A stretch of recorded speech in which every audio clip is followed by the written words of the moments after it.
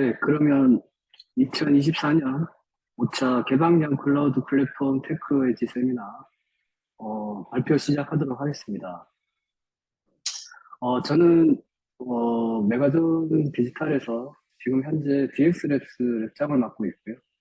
간단하게 저희 외부 소개를 시켜드리면 클라우드 네이티브 기반의 사업을 주로 하고 있습니다. 거기에는 클라우드 플랫폼 관련된 플랫폼 아키텍처가 그리고 그 기반에 데이터를 구성하고 데이터를 컨트롤하는 데이터 아키텍처, 그리고 표현하는 UX, UI, 그리고 모바일까지 해서 현재 트렌드되고 있는 뷰나 리액트 기반의 개발 표준을 잡고 거기에 대해서 전사적으로 공유하는 이러한 조직으로 구성이 돼서 지금까지 사업을 진행하고 있습니다. 자, 그럼 발표 시작하도록 하겠습니다. 오늘 발표 주제는 클라우드 네이티브 기반의 어플리케이션 현대화 및 구축 사례에 대해서 발표를 시작하도록 하겠습니다. 목차는 크게 간단하게 세 가지로 요약했습니다. 개요 간단하게 말씀드리고요. 그리고 어플리케이션 현대화 전환에 대한 전략, 그리고 사례 중심의 어플리케이션 현대화에 대해서 간략하게 오늘 준비된 자료 설명을 드리도록 하겠습니다. 개요입니다. 현재 어플리케이션 현대화 관련해서 노후화된 하드웨어나 소프트웨어를 이후로 더 이상 지원되지 않거나 유지 관리가 어렵고 이러한 부분들이 현대화된 표준화와 맞지 않는, 그러므로서 기술 부채가 가지고 있습니다. 이러한 부분들은 운영상의 비효율성, 그리고 성능상의, 그리고 회복성의 감소, 이러한 부분들이 바로 이제 비용적인 부분으로 증가로, 유지관리 비용의 증가로 가져올 수 있고요. 그리고 그 어떤 특정 기간이나 어떤 일정에 급해서 무리하게 아니면 이제 급하게 개발을 하다 보면 전체 아키텍처의 일관성이 틀어집니다. 이러한 부분들을 어떻게 하면 이 기술 부채 증가를 해치해서 현대화된 어플리케이션으로 거듭날 수 있을까? 이러한 부분들은 첫 번째, 현대화 수준 평가가 필수가 되겠습니다. 그걸 기반으로 해서 현대화의 우선순위를 결정하고 최적화된 기술을 선택을 해야 되는 거고, 그 부분에 있어서 클라우드 네이티브 기반의 현대화의 전환, 그리고 그에 대해서 지속적으로 운영 및 개선하는 이러한 부분들을 통해서 클라우드가 가진 장점을 극대화하면서 확장성, 그리고 가용성, 안정성, 그리고 밀접성, 그 기반으로 해서 운영상 아니면 구축상의 비용 효율성을 가지고 오는 현대 어플리케이션 현대화가 현재 이제 가장 큰 이슈가 되겠다고 생각합니다. 그 사이에서 이제 그 여러 가지 어플리케이션 현대화의 전략이 여러 가지 있을 수가 있는데, 오늘 제가 중점적으로 설명을 드릴 거는 그 어플리케이션 현대화의 리팩터링에 대한 부분들이 주로 이룰 건데요. 그 기반에는 컨테이너에 대한 컨테이너 플랫폼에 대한 기술, 이게 이제 기반이 될 거고요.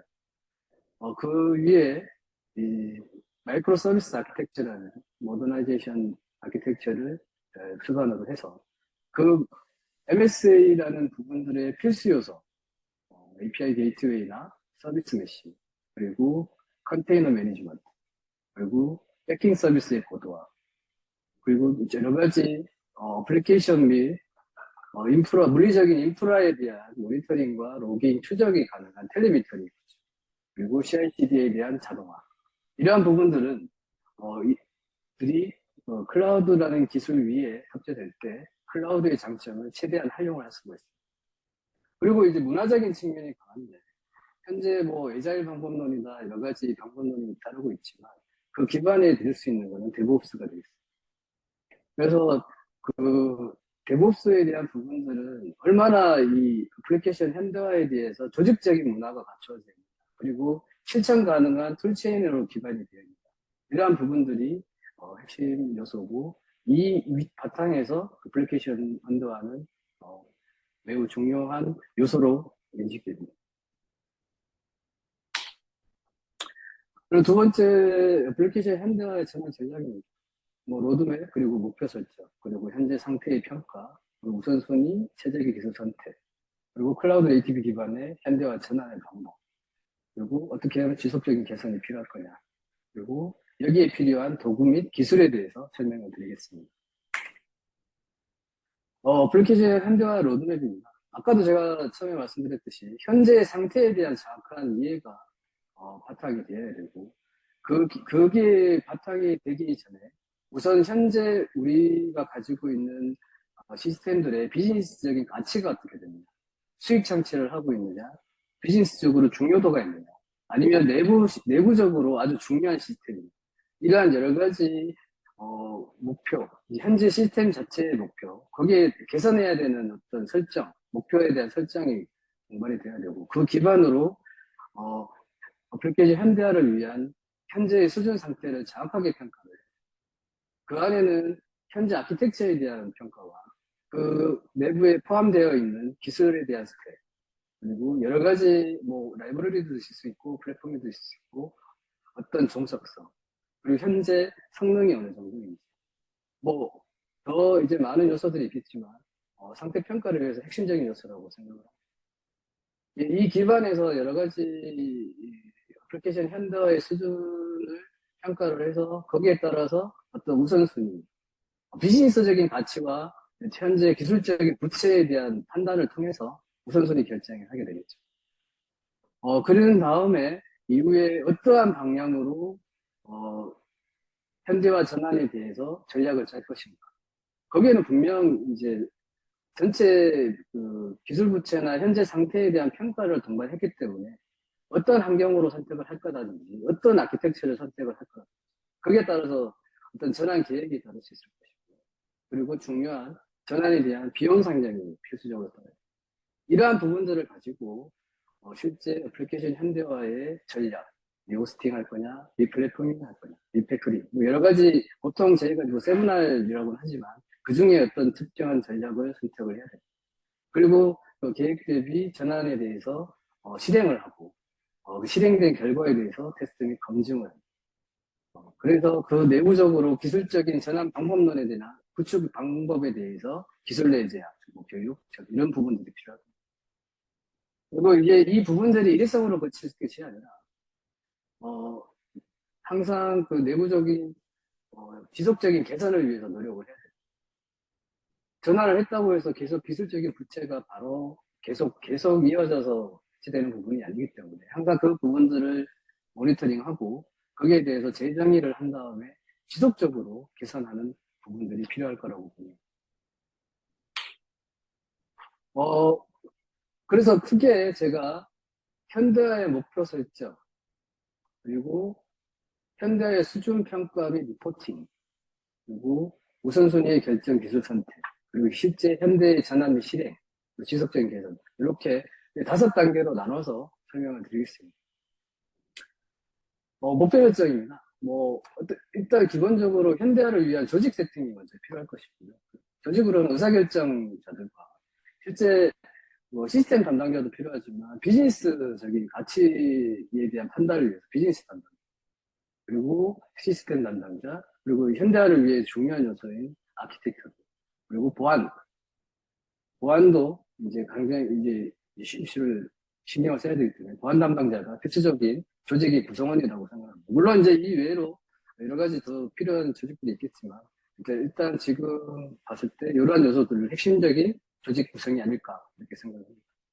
그래서 크게 목표는 비용 절감, 그리고 이 어플리케이션의 출시 시간의 단축, 그리고 기능적인 확장과 어떤 성능적인 확장, 인프라적인 확장, 그리고 성능에 대한 요소, 그리고 이 현대화된 이 어플리케이션이 얼마나 사용자들의 이후에 사용자들에게 만족도와 참여 개선을 이루어져서 사용자 경험이 개선됩니다. 그리고 변화하는 환경 속에서 우리는 비즈니스의 밀접성을 가지고 있는 이러한 부분들이 목표 설정이고요.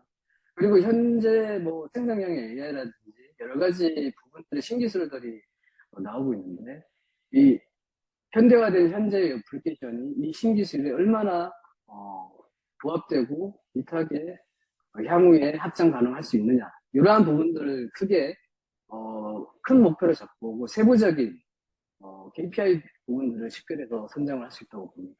비용적인 부분은 인프라 비용에 대한 라이센스, 유지관리 비용, 유지관리 비용에 대한 리소스 활용에서 이러한 세부적인 디테일한 목표가 있을 수 있고, 그리고 어플리케이션 현대화의 가장 큰 목표는 강하게 결합되어 있던 부분들을 여러 가지 작은 단위로 세분화되면서 그걸 독립적인 실행과 배포를 가능한 체계로 바꾸기 때문에 릴리즈 주기를 빠르게 그리고 시장 요구사항에 맞게끔 대응할 수 있다. 이러한 부분들이 작은 목표가 될 수 있을 거고.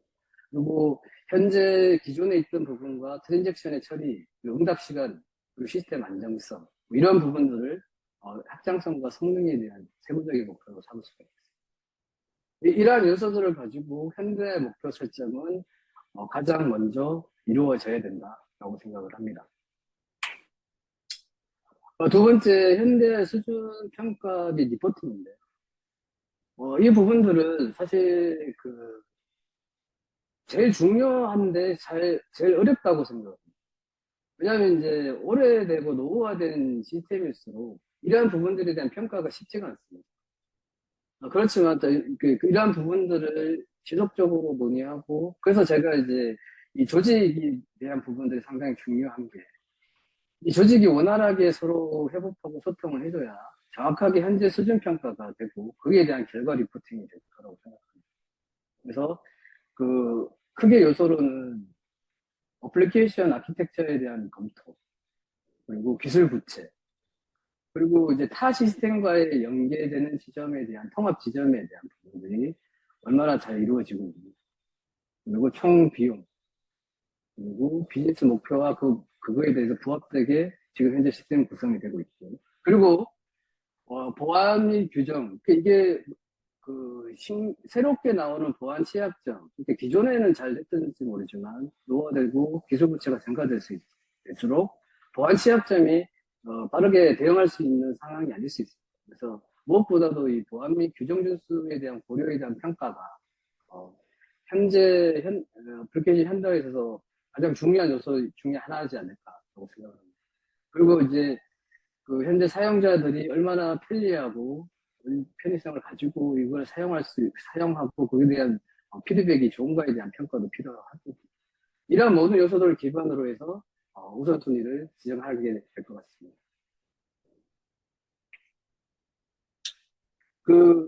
사실 이제 어플리케이션에 대해서 수준 평가를 할 때 포트폴리오를 작성을 일단 할 것입니다.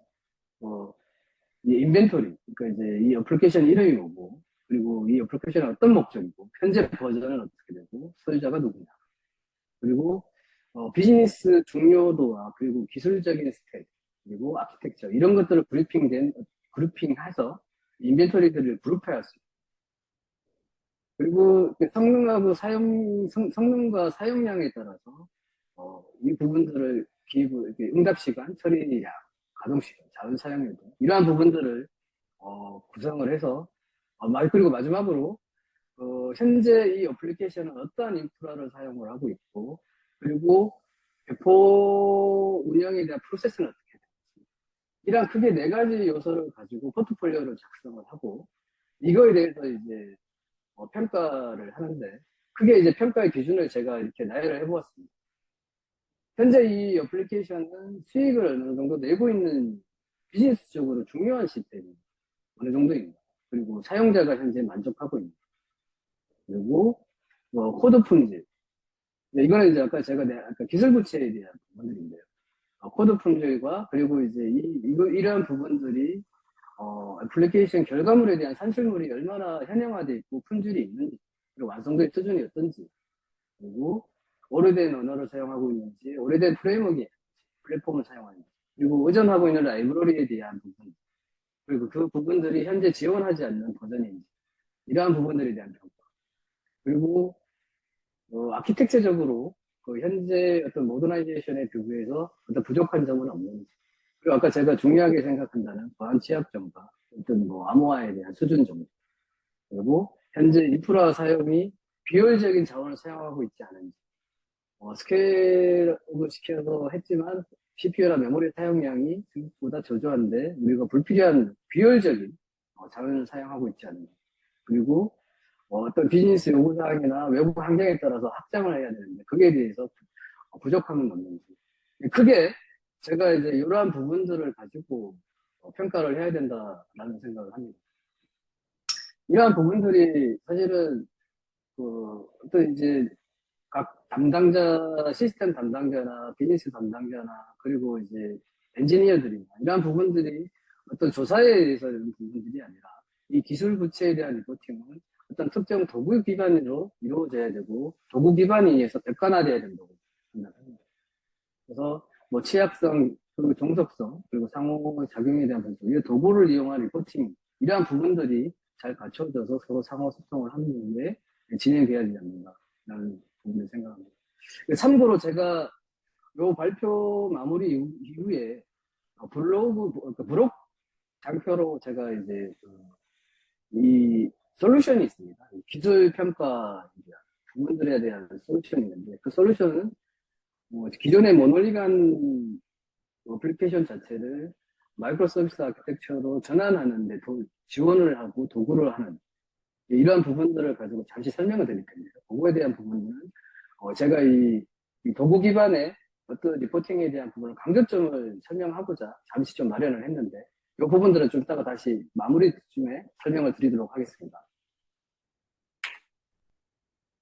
자, 그러면 이제 수준 평가를 하고 리포팅을 한 이후에 어떠한 우선순위를 가지고 최적의 기술을 선택을 할 겁니다. 그러면 이제 시스템 중요도는 제가 아까 말씀드린 대로 비즈니스적인 가치, 얼마나 수익이 나오고 있고, 그리고 비즈니스 업무적으로 사내에 얼마나 중요한지, 거기에 대한 중요도와, 그리고 수준 평가를 했을 때 가지고 있는 기술 부채가 어느 정도로 높고 낮음이 있을 겁니다. 그러니까 이러한 거에 따라서 우선순위를 내리고 거기에 따라서 아까 이제 현대화 목표에 따라서 비즈니스 목표와 기술 목표를 나누고 현대화 전략 여러 가지 이제 7가지 제가 말씀을 드렸습니다. 근데 오늘은 이제 제가 리팩토링 관련된 부분으로 집중적으로 설명을 드릴 것 같습니다. 그리고 적합한 기술은 일단 오늘 현대화 우선순위는 정해지고 최적의 기술을 선택할 때 기본적으로 이제 클라우드 플랫폼에 대해서 고민을 할 것이고요. 그런 이제 항상 클라우드 기반이라는 보장은 없지만 그래도 이제 오늘 부분들이 클라우드 네이티브 기반의 현대화에 대한 부분을 설명을 드리기 때문에 클라우드 플랫폼에 대한 선택, 또 클라우드에 대한 이제 선정의 기준은 내부적으로 별도로 이제 가지고 선택을 해야 된다고 생각합니다. 그리고 아키텍처의 패턴, 마이크로 서비스, 그리고 당연히 컨테이너화되는 컨테이너 매니지먼트에 대한 특화된 패턴, 그리고 비동기 처리, 이러한 부분들 여러 가지 요소가 있겠지만 아키텍처에 대한 패턴에 대한 선택도 필요할 것이고요.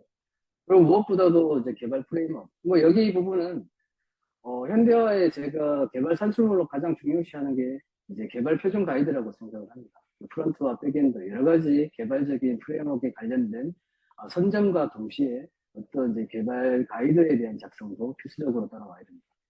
그리고 아까 데브옵스에 대한 표준화, 이러한 부분들이 전환이 되고 지속적으로 개선을 위해서는 데브옵스에 대한 표준화, 거기에 따른 툴체인 기반의 표준화를 따르고 그게 밑하게 돌아가는 시스템이 돼야 되지 않는가라고 생각을 하고요. 그리고 계속 강조해도 지나치지 않는 현재 보안 수준을 평가해서 취약점을 개선할 수 있는 기술에 대한 선택이 필수적으로 따라온다고 생각을 합니다. 자, 그러면 이제 현대화의 선택에 있어서 제가 아까 현대화 전략에 대해서 7가지에 대한 부분들을 어떤 마이그레이션 경로설 결정이라고 해서 간단하게 이제 작성을 해봤는데 이 부분에 대해서 어느 정도 아직까지는 리호스트, 그러니까 리프트 앤 시프트 수준, 기존에 가지고 있던 데이터 센터에서 클라우드 어플리케이션으로 그냥 전환된 기능의 변경, 코드의 변경 없이 빠르게 이동을 위한 이 부분도 어떤 비용적인 측면이 되게 미니멀하게 진행된다면 큰 이슈는 없겠지만 그래도 현대화에 대한 측면에 있어서는 아직 부족한 부분이 있기 때문에 그래서 리팩토링이나 리아키텍팅 쪽으로 많이들 선호를 하는 게 아닌가 하는 현대화, 그러니까 어플리케이션 현대화에 있어서는 그런 수준을 해서 크게 3가지로 이렇게 집중을 좀 해봤고요. 그리고 이제 제가 이제 지금부터는 아까 이제 설명을 드린 대로 현대화 전략 중에 리팩토링에 대한 부분. 리팩토링을 할 때 첫 번째 제가 이제 고려가 돼야 될 게, 현재 운영하고 있는 시스템에 대해서 중단 없이 어떻게 하면 안정적으로 단계별로 전환할 수 있을까? 이러한 부분이 점진적인 전환에 대한 고려가 따라야 된다고 생각합니다.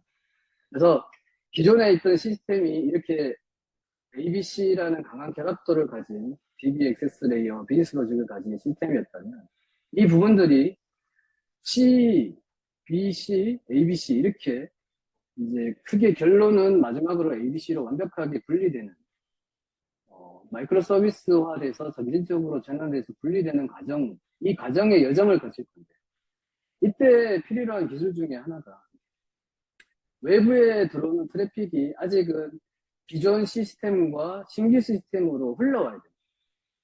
그래서 이 트래픽에 대한 제어가 필요하고 결국은 이 전환되는 과정이 많아질수록 그 가중치는 신규 시스템으로 많이 가게 될 것이고 그래서 현재 운영 중인 시스템의 트래픽을 신규 시스템과에 대해서 얼마나 그 트래픽을 복제를 떠서 전환을 신규 시스템으로 전환 가능하고 거기에 대해서 가중치를 줄 수 있을까? 이런 대한 부분들의 기술적인 요소가 필요할 것이고요. 그리고 이제 블루그린 배포를 통해서 그 어떤 무중단에 대한 부분들을 담보를 하면서 시스템에 대한 점진적인 전환을 배포 정책으로 가져가야 될 것 같아요. 그럼 마지막으로 이제 이 부분들이 상당히 이제 기술적으로 어려운 부분일 수 있는데 신규 시스템으로 들어온 부분들에 있어서 데이터 변경, 기존 시스템에 접속된 사용자들에 의해서 변화된 데이터, 그리고 신규 시스템으로 의해서 들어온 사용자들에 의해서 변화된 데이터, 이 부분들이 서로 상호 동기화가 돼요. 그래야 사용자가 보기에 안정적이고 그리고 일관성 있는 시스템으로 보이고 시스템적 자체적으로도 무중단 없이 단계별 전환이 가능할 거다. 결론은 트래픽 제어 그리고 트래픽에 대한 어떻게 복제를 떠서 구 시스템과 신규 시스템에서 분할을 해서 서비스를 할 수 있는지 그리고 양방향 신규 시스템의 데이터와 구 시스템의 데이터가 서로 상호 동기화를 이룰 수 있는지 이러한 부분들이 전제 조건이 됐을 때 어떤 점진적인 전환의 기술이 강조된다라고 봅니다. 그리고 이제 그 데이터 동기화의 핵심적인 요소입니다. 방금 제가 이제 그 트래픽에 대한 제어는 어떤 이제 저희가 요즘에 최신화된 그 도구를 이용해서 API 게이트웨이의 특정적인 도구를 이용해서 트래픽 제어를 가능한 도구를 선택해서 할 수 있는 어떤 설정에 의해서 그리고 이제 블루그린 배포라는 아니면 내지 다른 배포 정책에 따라서 배포 전략만 가져오면 어떤 이제 트래픽에 대한 제어는 크게 이제 어려운 부분들이 아닐 수 있는데요. 이 데이터 동기화는 크게 네 가지로 핵심적인 기술 요소가 있어야 돼요. 첫 번째는 소스 DB. 이제 구 시스템이 가지고 있는 이 소스 DB가 변경된 데이터를 얼마나 내부적으로 기록하고 있는 구조가 있을 겁니다. 그 구조를 어떻게 캡처를 해서 그 신규 시스템으로 이제 그 변화량을 보낼 것인가. 물론 이제 포워드 방식만 있는 부분이 아니라 백워드 방식도 마찬가지 경우. 그래서 각 소스 데이터베이스의 성격에 따라서 오라클은 리드로그라는 거에 대해서 CIUD에 대한 이벤트들이 저장이 될 것이고 MySQL 같은 경우는 바이너리 로그에 쌓이고 포스트그레이SQL 같은 경우는 왈로그에 그러한 부분들이 쌓입니다. 이러한 부분들이 쌓였을 때 CDC, 이제 체인지 데이터 캡처라는 이러한 이제 CDC 아키텍처를 이용을 해서 그러한 부분들을 빠르게 캡처해서 그거를 대용량이라든지 어떤 부분들이 처리를 위해서는 어떤 메시지 큐 세팅을 해서 그 부분들에 대해서 신규 시스템 내지는 백워드 같은 경우는 신규 시스템의 변화량을 구 시스템으로 일관성 있게 동기화시킬 수 있는 이러한 메커니즘에 대한 부분들이 필수적이고 근데 이제 무엇보다도 이러한 부분들이 지속적으로 데이터 검증들을 계속 해줘야 됩니다. 물론 이제 현대화 전환이, 점진적인 전환이 이제 마무리가 되는 순간 이 부분들은 신규 시스템으로 트래픽이 100% 전환이 되기 때문에 이제 더 이상 동기화에 대한 이슈는 없겠지만 그 단계까지, 전까지는 이제 이러한 검증에 대한 부분들이 상당히 중요할 것이다. 그리고 어떤 이제 오류에 대한 대응력. 이게 100% 이렇게 보면 맞으면 좋은데, 이제 그렇지 않는 경우, 물론 이제 시간이 지나서 맞아질 수는 있는데, 그 시간을 벌써 사용자로 하여금 잘못된 정보에 대한 부분들을 보냈기 때문에 그러한 부분들이 빠르게 수정될 수 있고 안정적인 서비스를 할 수 있는 체계. 그래서 데이터 검증 부분도 상당히 중요한 이슈로 다가올 수 있겠습니다. 그리고 이제 데브세곱스에 대한 부분이나 현대화 전환에서 이제 기본적인 툴체인 기반으로 데브옵스 체계에 대해서 구성을 해야 됩니다. 이때는 기본적으로 이제 이 조직에 대한 부분들이 필수적이고요. 왜냐하면 데브옵스 프로세스라는 것 자체가 각 담당자들이 할당해야 되는 부분들과 역할이 다 다를 것입니다. 그래서 이제 그러한 부분들에 대해서 조직적인 체계 구성이 잡히고, 그리고 워크플로우. 제가 이제 참고로 이제 이런 부분들이 뭐 지라라든지 아니면 어떤 여러 가지 그 협업이나 이슈 툴에 보면 어떤 특정 워크플로우 세팅이 될 수가 있는데, 이러한 부분들에 대한 워크플로우가 이런 주요 이 전환에 대한 주요 이 액터들이 각각 워크플로우가 다를 수 있습니다. 지금 요 왼쪽에 있는 부분들은 어떤 이제 기획팀에 대한 워크플로우이실 것이고, 오른쪽에 있는 워크플로우는 어떤 이제 개발팀에 대한 워크플로우.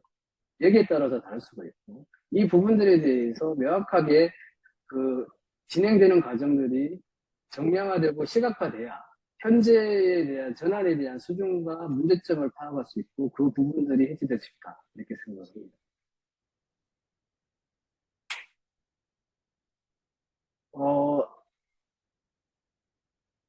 타이틀이 좀 약간 미스프린트인데 이건 좀 수정해서 다시 배포드리도록 하겠습니다.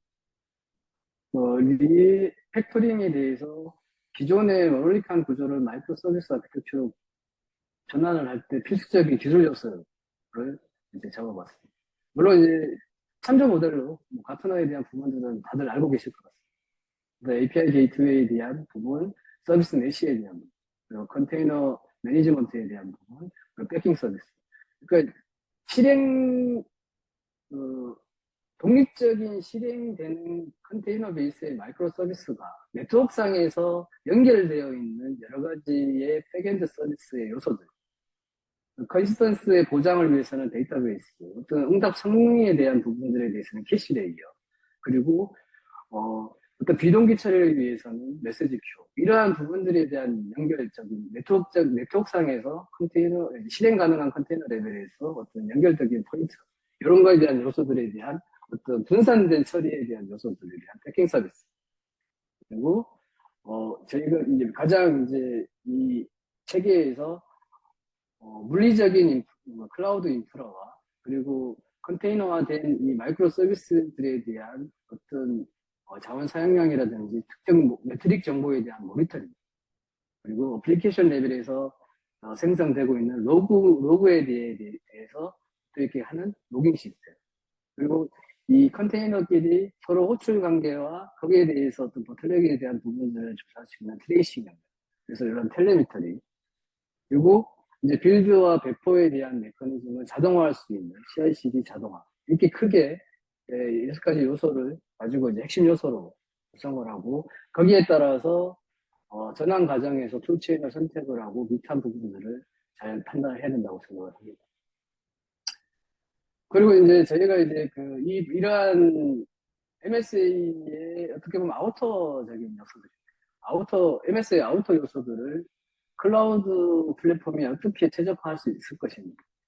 분명 초기에는 필요로 한 네트워크, 그러니까 VPC 구성이라든지 서브넷이라든지 어떤 이제 보안 그룹 세팅이라든지 여러 가지 기초적인 클라우드 구성 이후에 MSA 구성 요소, 특히 API 게이트웨이, 서비스 메시, 컨테이너 매니지먼트, 물론 여기에서 관리형 서비스도 분명히 존재합니다. 그래서 어떠한 부분들은 관리형 서비스로 갈 거고, 어떠한 부분들은 서버리스로 갈 거고, 이러한 부분들에 대한 클라우드 기반의 구성 요소에 대한 설계가 반드시 동반이 돼야 된다. 부분들을 설명드리는 거고요. 그리고 이제 그 방금 전 페이지는 이제 아우터, 그러니까 이제 아우터 영역에 대한 설명이었다면 이 부분은 이 장편은 MSA의 그 이너 영역에 대한 설명이라고 생각을 합니다. 그 보통 뭐 DDD 기반의 이너 영역을 많이들 알고 계실 텐데요. 이벤트 스토밍을 거쳐서 이벤트로 도출하고 거기에 주요 액터와 커맨드와 그리고 어그리게이트로 도출해서 외부 시스템과의 관계를 잡고 거기에 이제 정책과 연관관계를 반영하고 그리고 거기에서 어떠한 통신 프로토콜을 사용하는지 시퀀스에 대한 매핑 이러한 부분들로서 바운더리 컨텍스트를 구성을 해서 어떤 그 마이크로 서비스화 하는데 요소들로 이제 경계를 잡고요. 그리고 그 부분들에 대해서 어떤 API를 쓰고 어떤 유저 스토리를 만들어서 위험 요소와 UI적인 측면까지 고려해서 하나의 이제 마이크로 서비스들을 이제 설계하는 이러한 부분들은 이제 뭐 물론 DDD 방법론은 워낙 이제 많이들 하고 있고 고민들이 쓰는 부분들로 제가 이해하고 있습니다. 여기에 새로운 신규 시스템은 이러한 부분들로 해서 논의해서 진행하면 되지만 기존 시스템을 현대화할 때는 현재 시스템에 대한 분석과 어떤 이제 이벤트 스토밍과 스냅밍까지 가장 거치하는 이 부분들을 같이 결합돼서 고민해서 서비스 블록화하는 부분들이 고민이 필요할 겁니다. 그리고 두 번째로 마이크로 서비스로 분리됐을 때 이 부분들에 대해서 이 서비스가 인터페이스와 트랜잭션 처리에 대한 어떤 이제 결정이 필요할 겁니다. 이 부분들은 정확한 개발 가이드와 표준이 필수적입니다. 근데 기본적으로는 API 컴포지션 패턴을 쓸 겁니다. 이제 마이크로 서비스들이 다른 마이크로 서비스의 API를 호출하는 부분들을 할 거고요. 그리고 이제 경우에 따라서는 이제 대량의 트래픽이 발생을 했을 때 이벤트 드리븐 기반으로 그 이벤트 로그를 쌓고 그것을 기반으로 비동기 처리할 수 있는 체계 그리고 데이터가 변경돼 새롭게 생성되고 수정되고 삭제되는 영역에 대한 라이트 영역과 그리고 어떤 리드 영역들을 구분해서 리드 모델에 대한 데이터 종류를 선택을 해서 어떤 이제 조회 전체적인 마이크로 서비스 간에 API만 굳이 다 호출을 하게 되면 기본적으로 뭐 자원적인 한계가 있기 때문에 CPRS 패턴에 대한 점유 그리고 트랜잭션 CPC 거기에 대한 로직에 대한 고려도 반드시 필수적으로 해야 됩니다. 그래서 이러한 크게 마이크로 서비스 이너 영역에 서비스 블록 나누는 게 첫 번째 전제 조건이고 나눠진 서비스 블록을 어떻게 인터페이스하고 트랜잭션을 관리할 건지에 대해서 크게 네 가지로 구분해봤고요. 거기에 대해서 정확한 개발 가이드와 표준이 필요할 것입니다. 그리고 이러한 부분들은 가장 뭐 여러 가지 뭐 아키텍처적인 설계가 있겠지만 오늘은 제가 헥사고널 아키텍처로 어떤 포트 기반의 인터페이스와 어댑터 이러한 요소들로 이루어진 헥사고널 아키텍처까지 설계가 돼서 그 부분들이 이제 개발자들에게 가이드가 나가면 실제 마이크로 서비스 블록에 대해서 구현이 됩니다. 제가 여기서 이제 자꾸 이제 개발 가이드라고 표현을 하는 이유는 일반 개발자들은 사실 이게 컨테이너 베이스 이 부분도 포함해서 이게 마이크로 서비스 아키텍처에 대한 부분들에 대한 고민은 안 해도 저는 된다고 생각합니다. 그래서 이제 그러한 부분들이 얼마나 잘 밀도 있게 갖춰진 조직이 같이 이 전환에 대한 부분들이 이루어져야 잘 전환될 수 있는 상황이다 생각이 들고 거기에 따라서 개발 표준과 가이드는 필수다 이렇게 말씀드릴 수 있겠습니다. 그리고 이제 어떻게 보면 독립적인 실행과 배포가 가능한 구조가 마이크로 서비스 블록이기 때문에 이거에 따른 이제 배포 전략이 필수라고 생각을 하고요. 그러한 부분들에 대해서 간략하게 롤링 배포와 블록그림 그리고 카나리에 대해서 설명을 드리겠습니다.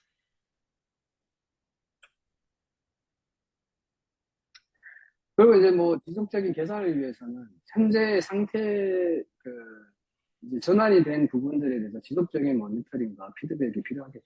거기에 따라서 현재 이제 저희가 그 실제 고객사하고 그 이런 부분들을 소통할 때는 일단 기본적으로 오픈소스 기반의 뭐 모니터링 체계는 그리고 로깅 체제는 분산 체제는 어떻게 구성할까라고 이제 제안을 드리지만 고객사가 가지고 계신 어떤 이제 이러한 모니터링 텔레미터리 체계에 대해서 어떤 솔루션이나 툴이 있다면 거기에 대해서 급하게 작업을 하고 있습니다.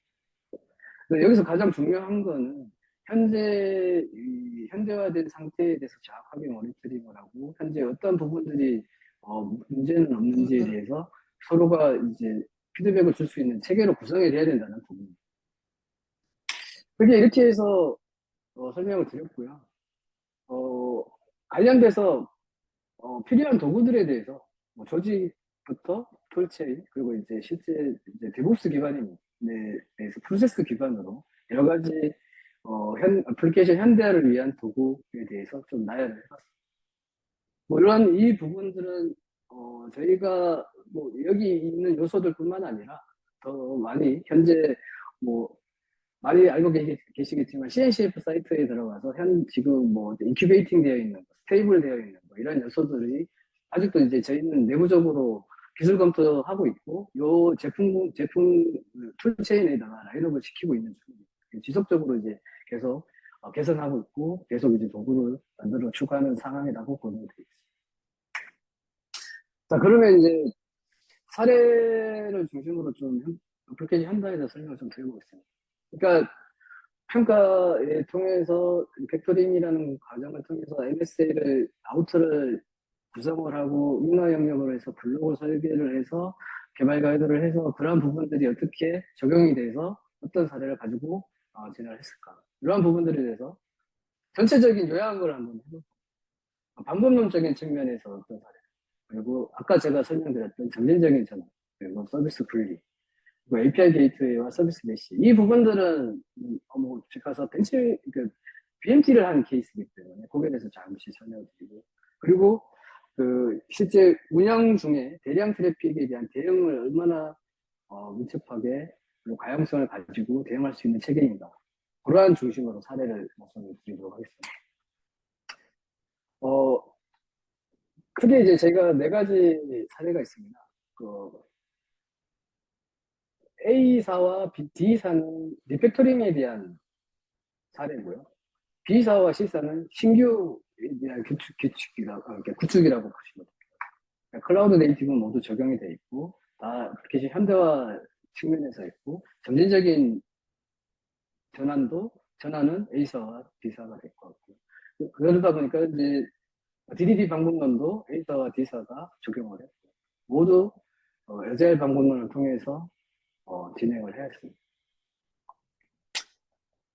이러한 이제 어떤 핵심 사례 주요 요약을 가지고 설명을 드리면, 이거는 이제 저희가 어떻게 보면 개발 방법론에 대해서 항상 시작하기 전에 고객사와 항상 소통을 한 자리입니다. 그게 원타임 타스크 레벨과 이터레이션 타스크, 파이널 타스크로 나뉘는데, 원타임은 구축 초기에 한 번의 세팅으로 이터레이션을 돌 수 있는 체계를 만드는 부분이 되겠습니다. 여기에는 조직 세팅, 그리고 개발 표준에 대한 정의, 현행 시스템과 인프라, 네트워크 이런 거에 대한 현행 분석, 그리고 데이터까지, 현행 시스템에 대한 분석, 그리고 정확한 요구사항의 정의. 이 모든 것들이 나열되고 요구사항 정의까지 끝나게 됐을 때, 정확한 어떤 이제 주요 웹사들이 합의본 WBS가 작성이 될 겁니다. 그 WBS에 대한 부분들이 아까 제가 초기에 말씀드렸던 애플리케이션 현대화의 주요 참여 조직, 비즈니스, 그리고 시스템, 그리고 그 애플리케이션 현대화 관련된 거, 그리고 기획, 디자인, 퍼블, 뭐 개발도 이제 프론트와 백엔드 여러 가지 요소가 나있고 이러한 주요 주요 이제 조직 구성원들에 따라서 어떤 이제 WBS라는 구성들이 달라질 것이고, 그러한 부분들이 어떤 툴 기반으로 백로그화가 되고, 그 백로그화가 된 부분들을 어떤 특정 단위로 스프린트화를 하고요. 그 스프린트화한 부분들을 매일매일 데일리 스크럼을 통해서 짧고 집중력 있게 현재 스프린트의 목표 달성을 하고, 그리고 이렇게 이제 현재 해야 될 거, 진행 중인 거, 해결된 거, 완료된 거, 어떤 격차, 이러한 부분들이 정확하게 정량화되고 시각화된 데이터를 가지고 주요 참여 액터들에 대한 서로 간의 시스템 전환을 바라보는 정보의 격차를 최소화할 수 있는 체계. 이러한 부분들이 전환 완료될 때까지 이터레이션을 하면서 정리된다. 이러한 부분들. 그리고 마지막으로 최종 전환을 위해서 어떤 이제 체크, 전환을 위한 리허설, 그리고 체크 포인트를 가진 어떤 체크리스트를 기반으로 해서 최종 전환. 이러한 부분들을 통해서 파이널로 타스크로 정리될 수 있겠습니다. 이러한 이제 저희가 가지고 있는 방법론을 가지고 이제 아까 A, B, C, D, 4 모두 진행을 했고요. 여기에 이제 제가 아까 정량화된 수치 시각화가 필요하다라고 했습니다. 첫 번째 얘는 WBS가 되겠죠. WBS를 작성을 하면 주요 액터, 저는 이제 요 예시는 이제 지라 베이스로 말씀드립니다. 주로 각 주요 액터들의 단계별 워크플로우를 작성을 하고요. 그리고 백로그가 등록을 시키고 그거를 스프린트 계획을 거기에 중요한 거는 듀데이트가 항상 명시가 돼야 되고 담당자와 듀데이트는 정확하게 명시가 돼야 돼요.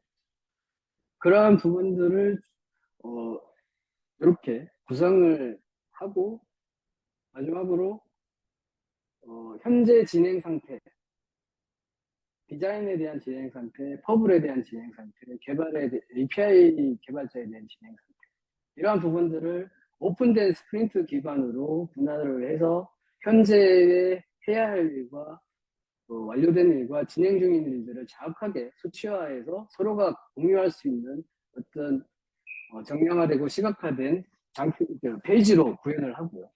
그리고 여기에는 각 담당자별로 이제 참여한 리소스별로 누가 몇 개의 일감을 가지고 있다. API 개발자인데 누가 몇 개의 개발자가 있다. 이런 이제 이원화 체계로 정량화된 시각화된 데이터로 서로 소통을 해야 어떤 부분들에 대해서 격차가 없다 이렇게 생각합니다. 물론 이제 그 보고 체계에 있어서는 주간 보고나 월간 보고나 이런 부분들이 할 때 어떤 이제 어떤 형식화된 템플릿을 가지고 보고 체계를 하겠지만 그 부분에 대해서 어떤 주관적인 개입을 필요로 하지 않기 때문에 주관적인 개입보다 이러한 이제 시스템적인 툴체인 기반으로 하는 부분들이 빠르게 그리고 품질 강화를 위해서도 도움이 됩니다. 특히 개발자들은 이때 벌써 형상 관리와 인티그레이션 돼서 내가 출근해서 개발해야 될 일감에 대해서 브랜치를 생성을 하고 커밋과 푸시 과정을 거치면서 CI/CD 파이프라인까지 연계되는 이러한 부분들이 나중에 역으로 추적 가능한 체계, 이러한 부분들을 강조드립니다. 이건 이제 아까 제가 점진적인 전환에 대해서 설명을 드렸던 거고요. 이제 넘어가도록 하겠습니다. 그리고 이건 이제 마이크로 서비스 블록에 대한 부분들, 아까 이제 전 장표에서 설명을 드렸고요. 그리고 이 API 게이트웨이 부분입니다. 그래서 뭐 엔진엑스 플러스 콩, 뭐 여러 가지, 그리고 이제 CSP사들, 뭐 글로벌사들이죠. 뭐 아마존 API 게이트웨이, 애저 API 매니지먼트 등 여러 가지 이제 API 게이트웨이 또 이런 부분들이 있는데 검증 항목들, 트래픽 쉐딩, 이게 아까 제가 말씀드렸던 트래픽을 복제를 해서 구 시스템에서 신규 시스템으로 전환시킬 수 있느냐, 영향 없이 이런 부분들. 나머지 라우팅, 메드레이션, API 매니지먼트 부분들은 이러한 검증 항목을 가지고 이러한 요소들을 저희가 BMT를 수행을 했습니다.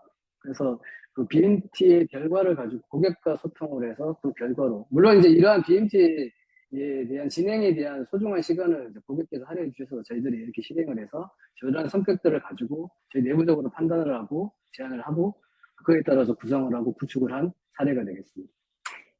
그리고 서비스 메시입니다.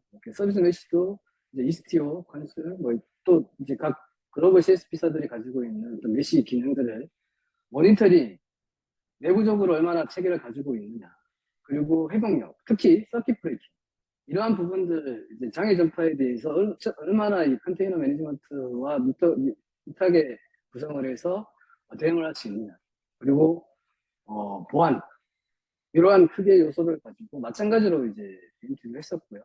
거기에 따라서 적합한 도구를 선택해서 구축한 사례가 되겠습니다.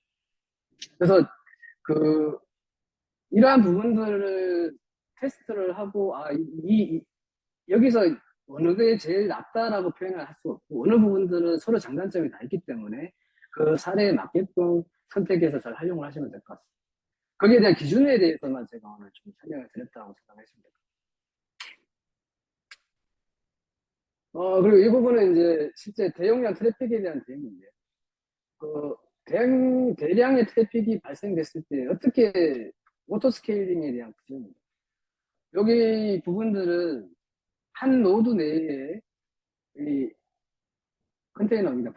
파드가 어떻게 스케일 인아웃 되는 과정을 설명을 드리고 있는 거고, 이때 한 노드의 인계치가 발생이 돼서 그 물리적인 클라우드 장비에 그 오토 스케일링 인프라가 발생이 됐을 때 어떻게 이제 이 물리적인 노드들이 확장이 되는지에 대한 그림이라고 생각합니다.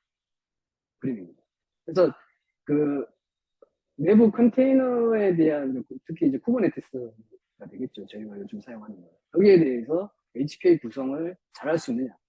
그리고 그 부분들이 클라우드 기술과 밑하게 가서 어떻게 이걸 물리적인 노드까지 확장 가능한 구조로 되어 있습니다. 그래서 이 부분들이 대량 트래픽 발생 시 스케일링 아웃해서 일관된 성능을 확보를 해서 하고요. 그리고 이제 감소 시에는 다시 스케일링해서 결국은 시스템은 안정적으로 유지를 하면서 비용적으로 최적의 효과를 볼 수 있는 이러한 기술을 적용을 해야 된다는 부분이고요. 그리고 이제 이 백킹 서비스에 대한 부분입니다. 기존의 원 DB가